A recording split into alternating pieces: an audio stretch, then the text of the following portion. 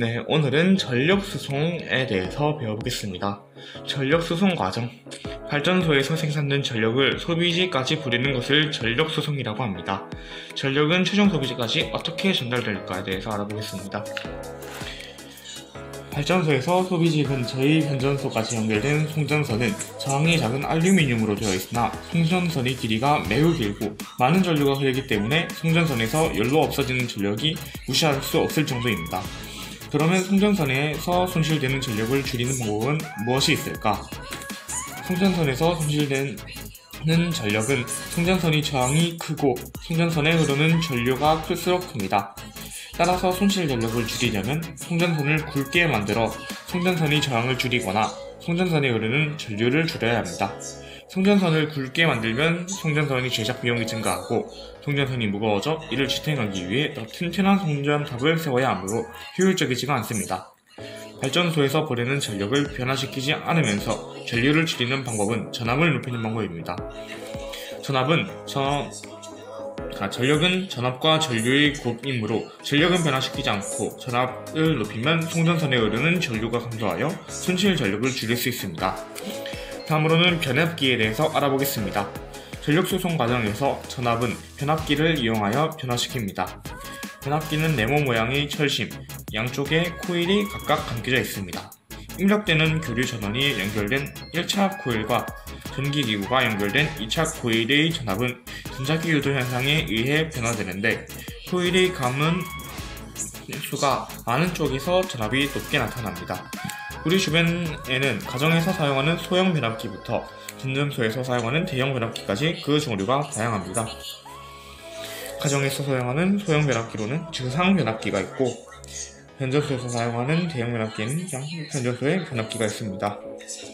저항이 어린 전기기구에 I의 전류가 흐를 때 전기기구에서 소비되는 전력은 얼마인가? 소비 전력 P는 I 제곱 R입니다. 전력을 수송할 때 전력은 그대로 두고 전압만 2배로 증가시키면 송전선에 없어지는 손실 전력은 어떻게 변하는가? 4분의 1배로 감소하게 됩니다. 송전선의 저항을 줄이면 전압을 높이지 않고도 손실 전력을 줄일 수 있습니다. 송전선의 굵기를 증가시키지 않고 저항을 줄일 수 있는 첨단 기술에는 무엇이 있는지 생각해보자. 가장 유명한 첨단 기술로는 초전도체가 있습니다. 다음으로는 발전소에서 전기를 어떻게 보낼까에 대해 알아보겠습니다. 그림은 발전소에서 생산한 전력을 소비지까지 보내는 과정을 나타낸 것이다. 발전소에서 생산된 전력은 긴 송전선을 통해 송전하는데 이 과정에서 전압을 높이거나 낮춘다. 전압을 높이는 곳은 발전소 근처의 변전소, 낮추는 곳은 소비지 근처의 변전소와 주상 변압기가 있습니다. 전력 수송 과정에서 전압을 높였다가 낮추는 까닭이 무엇인지 소개해보자. 전압을 높였다가 낮추는 까닭은 손실 전력을 줄이기 위해서입니다. 효율적이고 안전한 전력 수송 방안. 전력을 보낼 때 전압을 높이면 손실 전력을 줄일 수 있다. 그렇다면 전압을 무한히 높일 수 있을까? 미래형 전력 수송 시스템. 우리나라에서 소비하는 전력은 경제가 발전하고 생활 수준이 높아지면서 해마다 늘어나고 있다. 전력 사용량은 낮과 밤, 계절에 따라 달라지는데 사람의 활동이 많은 낮과 냉난방 수요가 많은 여름과 겨울의 사용량이 증가한다. 발전소에서 생산되는 전력은 최종 소비지에서 사용되는 전력에 의해 결정된다.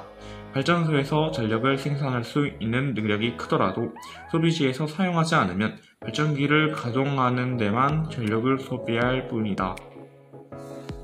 반대로 전력 사용량이 최대 사용량에 가까워지면 모든 발전기가 최대로 가동되기 때문에 발전기에 무리가 가서 고장이 날 수 있다.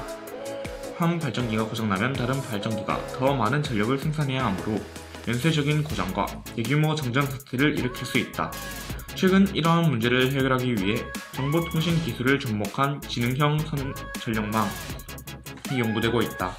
지능형 전력망은 전력을 공급하는 시설과 소비자 사이에 전선을 통한 양방향 통신으로 소비자의 수요를 파악하고 그에 맞춰 전력을 적절하게 공급하는 것이다.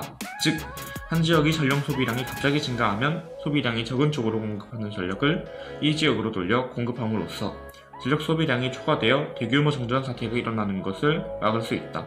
또 기존 정력망에 신재생 에너지로 생산한 전력을 통합하여 관리할 수 있다. 전압이 높을수록 손전탑이 높아지는 까닭은 감전사고 위험이 커지기 때문입니다. 전선을 지하에 올릴 때의 장점은 감전사고가 잘 일어나지 않고 전자파 피해가 감소되며 다음에 주변 경관이 좀 더 아름다워질 수 있습니다.